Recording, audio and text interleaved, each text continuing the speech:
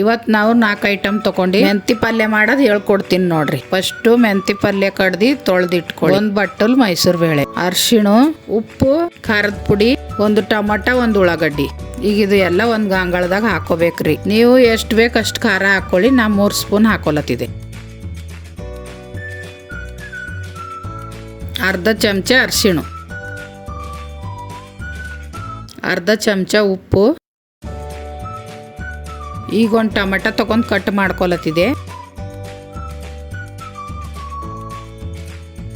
ಅರ್ಧ ಚಮಚ ಶುಂಠಿ ಬೆಳ್ಳುಳ್ಳಿ ಪೇಸ್ಟ್ ಹಾಕೊಳತ್ತಿದೆ. ಸ್ಟವ್ ಅಂಟಿಸಿ ತಪ್ಪಲೆ ಬಿಸಿ ಮಾಡ್ಕೊಳ್ಳಿ. ತಪ್ಪಲೆ ಬಿಸಿ ಆದಮೇಲೆ 2 ಚಮಚ ಎಣ್ಣೆ ಹಾಕ್ಕೊಳ್ಳಿ. ಈಗ 1 ಉಳ್ಳಾಗಡ್ಡಿ ಕಟ್ ಮಾಡ್ಕೊಂಡು ಇಕ್ಕೊಳತ್ತಿದೆ. ಕಟ್ ಮಾಡ್ಕೊಂಡಿರೋ ಉಳ್ಳಾಗಡ್ಡಿ ಎಣ್ಣೆಗೆ ಹಾಕೋರಿ. ಉಳ್ಳಾಗಡ್ಡಿ ಕೆಂಪಗಾಗೋವರೆಗೂ ಫ್ರೈ ಮಾಡ್ಕೊತಾ ಇರ್ರಿ. ಅವೆಲ್ಲ ತಗೊಂಡು ಒಂದು ಗಂಗಾಳದಾಗ ಹಾಕೊಂಡು ಚಂದ ಮಿಕ್ಸ್ ಮಾಡ್ಕೊರಿ.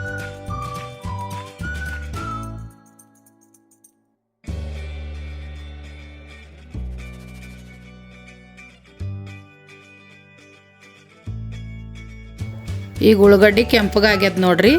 ಈಗ ಮಿಕ್ಸ್ ಮಾಡ್ಕೊಂಡಿರೋದು ಅದೆಲ್ಲ ಸೊಪ್ಪನ್ನ ತಪ್ಪಲೆಗೆ ಹಾಕೋತಾ ಇದ್ದೀನಿ.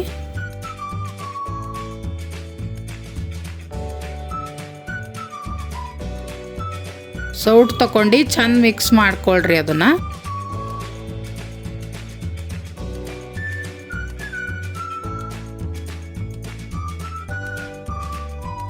ಈಗ ಅರ್ಧ ಗ್ಲಾಸ್ ನೀರು ಹಾಕ್ಕೊಂಡು ಸ್ಟವ್ ಸ್ಲೋಲಿ ಇಟ್ಕೊಳ್ಳಿ. ಗಂಗಾಳ ಮುಚ್ಚಿ 5 ನಿಮಿಷ ಕುದಿಸ್ಕೊಳ್ಳಿ.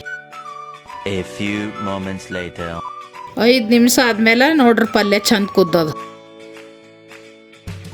ಈಗ ಸೌಟ್ ತಗೊಂಡು ಚಂದ ಕೆಳಗ ಮೇಲೆ ಮಾಡ್ರಿ. ಅದು ಪಲ್ಯ ರೊಟ್ಟಿ ಮತ್ತು ಚಪಾತಿ ಜೊತೆ ಚಂದ ಇರ್ತದ ನೋಡ್ರಿ ಈ ಪಲ್ಯ. ಈ ಅಡುಗೆ ನಿಮ್ಗೆ ಇಷ್ಟ ಆಗಿದ್ರೆ ಲೈಕ್ ಮಾಡ್ಕೊಳ್ರಿ. ಈ ವಿಡಿಯೋ ನಿಮ್ಮ ಫ್ರೆಂಡ್ಗಳಿಗೆ ಶೇರ್ ಮಾಡ್ರಿ.